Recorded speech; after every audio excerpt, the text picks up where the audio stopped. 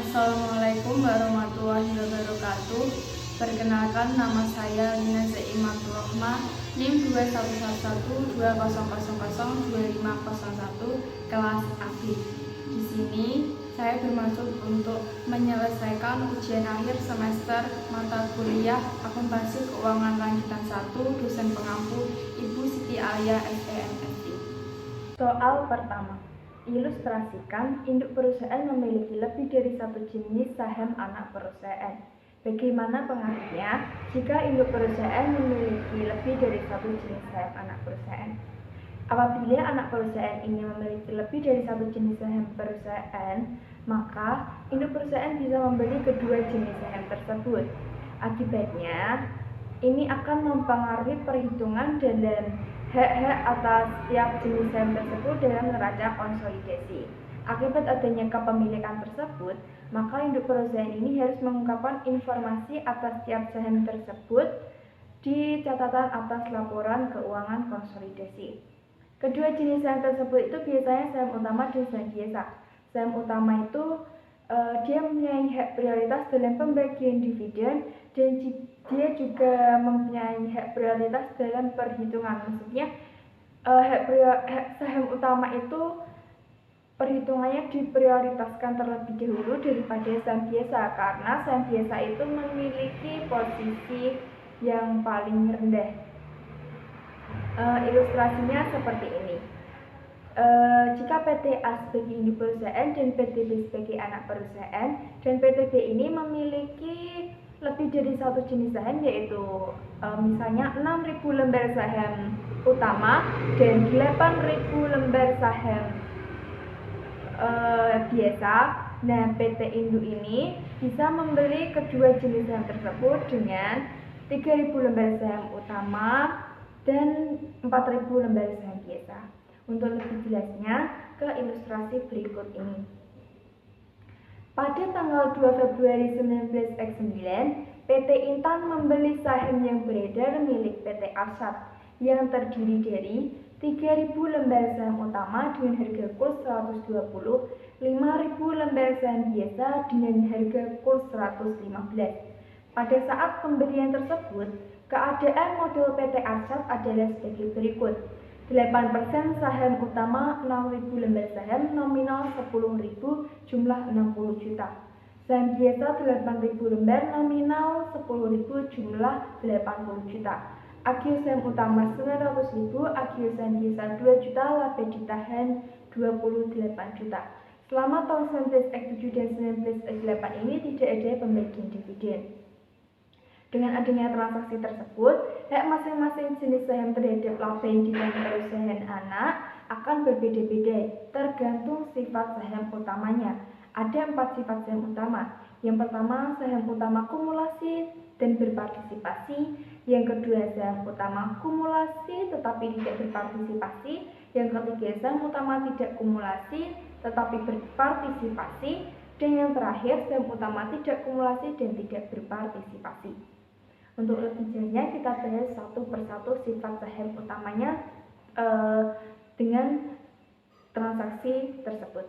Yang pertama, saham utama kumulasi dan berpartisipasi. Maksudnya saham utama ini dia mempunyai hak atas pembagian dividen atau laba secara kumulatif, yaitu dari tahun ke tahun dia mendapatkan pembagian dividen dan laba. Dan berpartisipasi maksudnya ini dia juga mempunyai hak atas sisa laba jika ada. Dari transaksi tadi, perhitungan untuk sifat yang ini adalah sebagai berikut. Nominal saham utama 60 juta, saham biasa 80 juta, akhir saham utama 900 ribu, saham biasa 2 juta. Laba ditahannya kan 28 juta. Untuk perhitungan yang pertama, untuk kumulasi saham utama dihitung sebagai berikut. Tahun 19X7 dan 19X8 2 tahun, jadi 2 dikali 8% dikali 60 juta, totalnya 9.600.000. Untuk yang tahun 19X9, 8% dikali 60 juta, totalnya 4.800.000. Untuk yang saham biasa, berarti 8% dikali 80 juta, totalnya 6.400.000.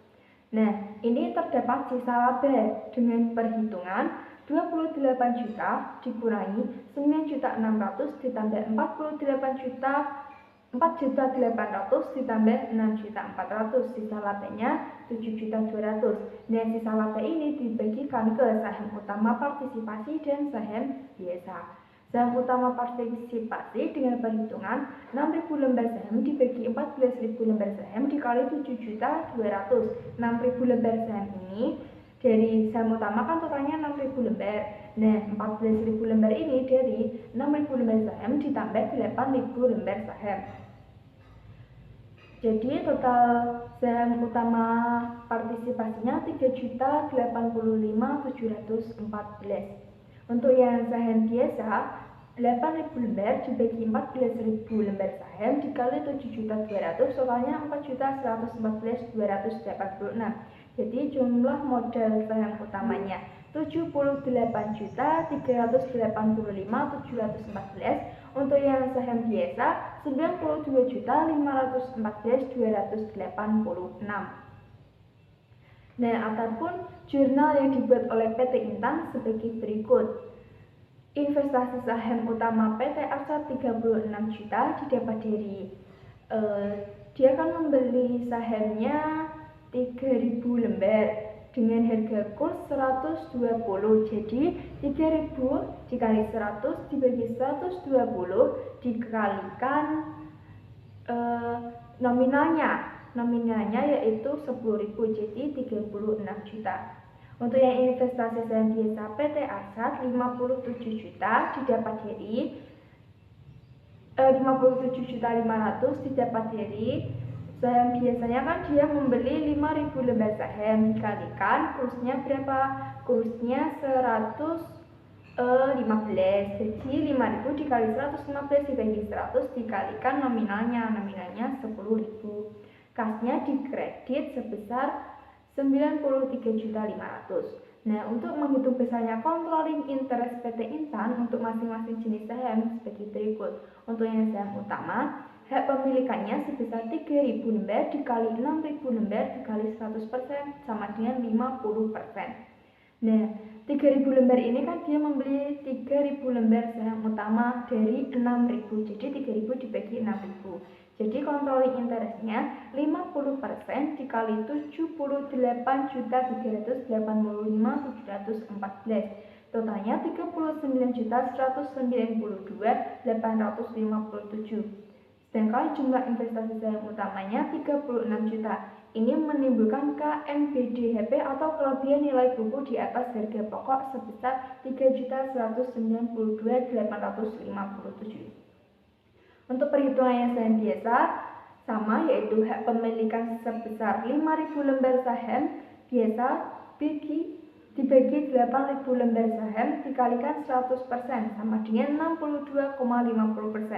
Controlling interestnya jadinya 62,50% dikalikan 92.514.286 totalnya 57.821.429. Sedangkan jumlah investasi saham biasanya 57.500. Ini menimbulkan KNBDHP atau kelebihan nilai buku di atas harga pokok sebesar 321.429. Untuk sifat saham yang kedua yaitu saham utama akumulasi tetapi tidak berpartisipasi. Ini maksudnya saham utama akumulasi berarti dia memiliki hak atas pembagian dividen atau laba secara kumulatif, tetapi dia tidak mempunyai hak atas sisa laba. Jadi perhitungan untuk sifat yang ini yaitu sebagai berikut. Nominal saham dan akhir sahamnya sama seperti tadi. Untuk laba yang ditahannya 28 juta. Nah, dihitung untuk kumulasi saham utamanya tahun 19X7 dan 19X8 2 tahun, 2 dikali 8% dikali 60 juta totalnya 9.600. Untuk tahun 19X9 8% dikali 60 juta totalnya 4.800. Nah, dia kan tidak berpartisipasi, jadi sisa labanya ini dimiliki oleh saham biasa. Jadi totalnya 28 juta dikurangi 9.600.000 ditambah 4.800.000. Jadi saham biasa memiliki sisa laba sebesar 13.600.000. Untuk jumlah modal per sahamnya, saham utama totalnya 75.300.000, untuk saham biasa 95.600.000. Untuk perhitungan controlling interestnya itu sama seperti tadi, tinggal mengalihkan.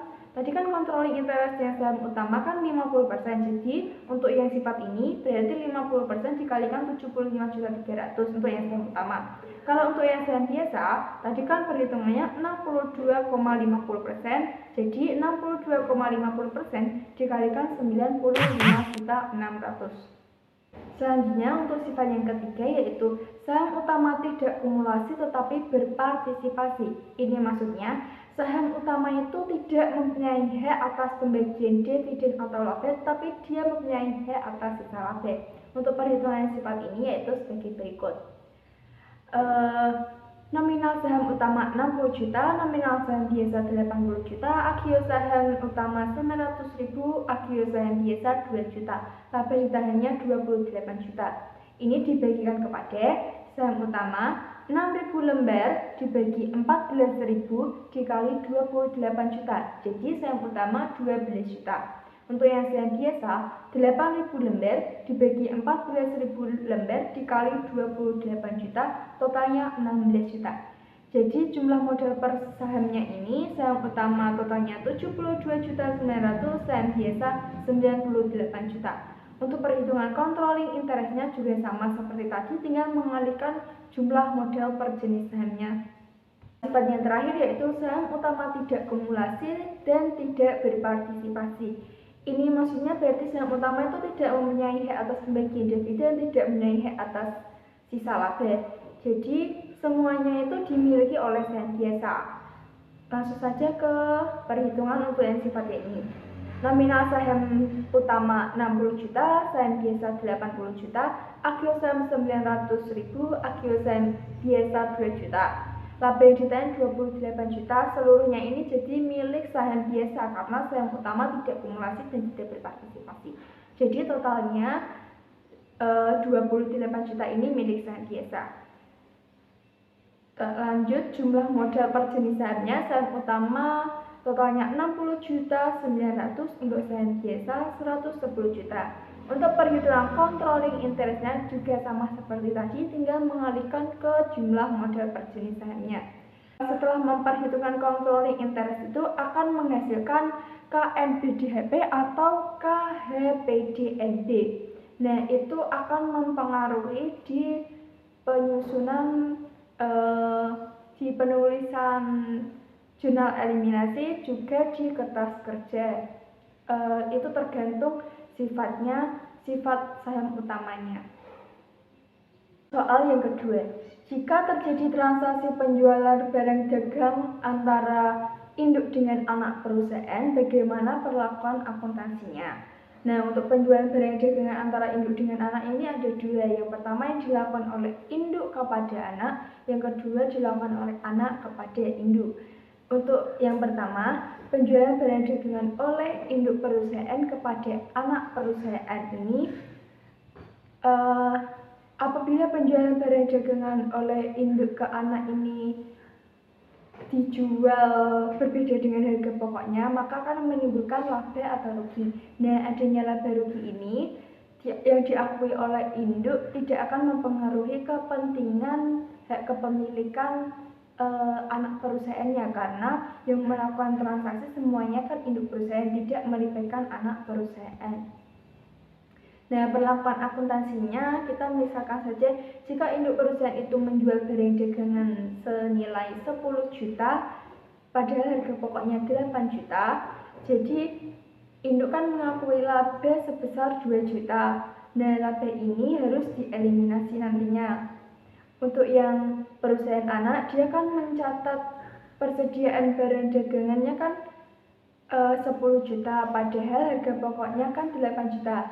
Berarti dia mencatat terlalu besar sebesar 2 juta. Kenapa? Karena perusahaan anak dan induk ini kan masih dalam satu kesatuan. Mereka masih berafilis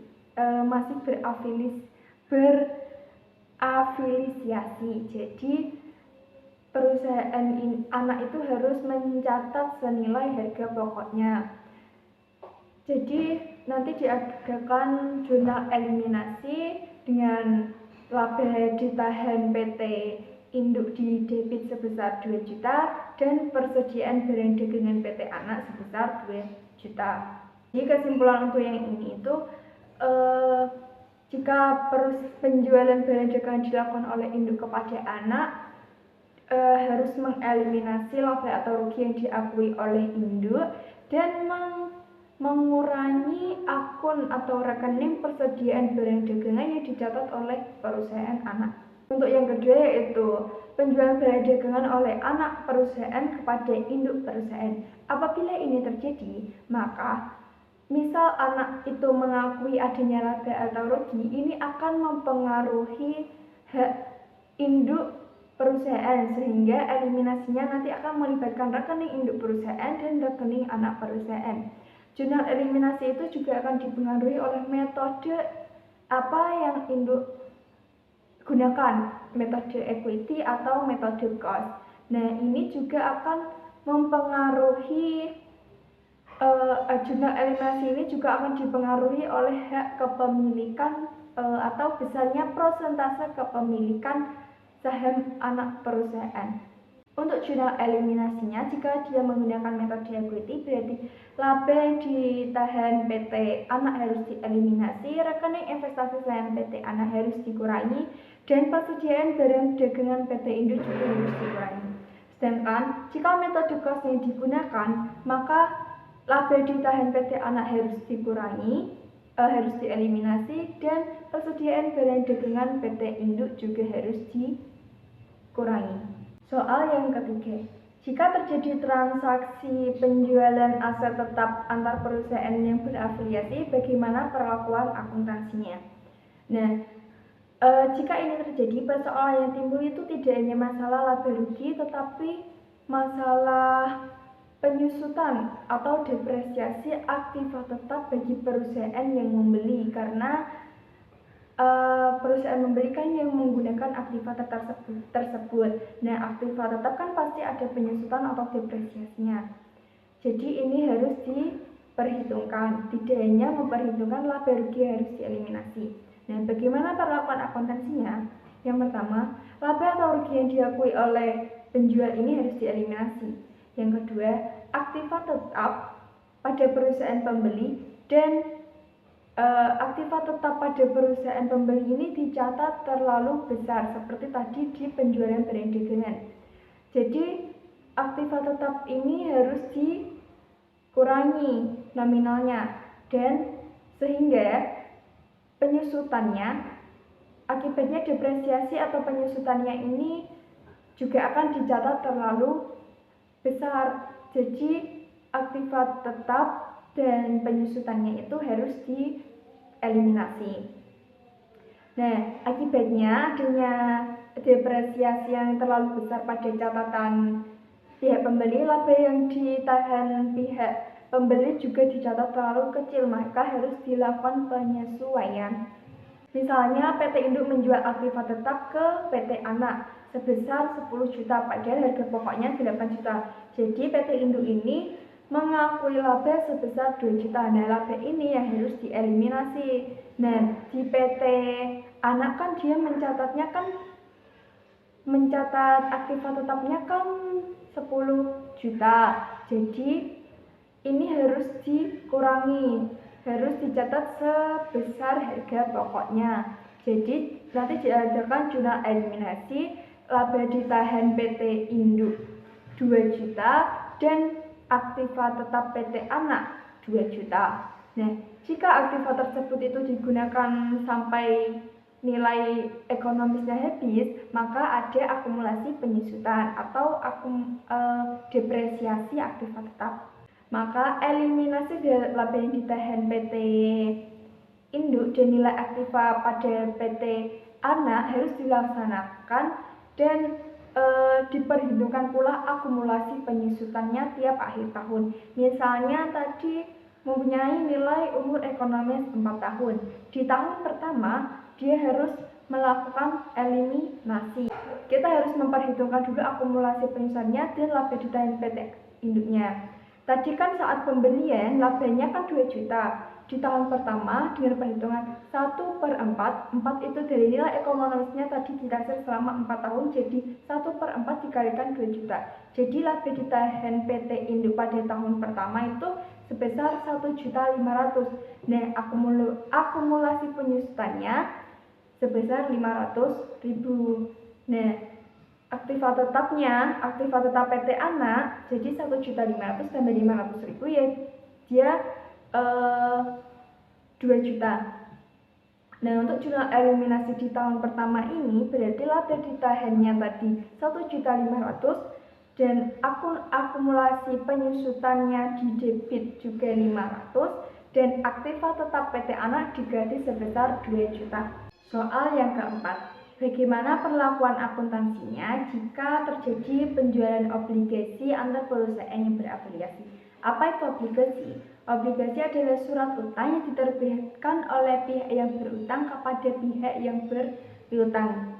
Nah, bagaimana perlakuan akuntansinya? Kita contohkan dengan ilustrasi berikut ini. Jika PT Induk menerbitkan surat hutang atau obligasi, nah surat obligasi itu dibeli oleh PT anak.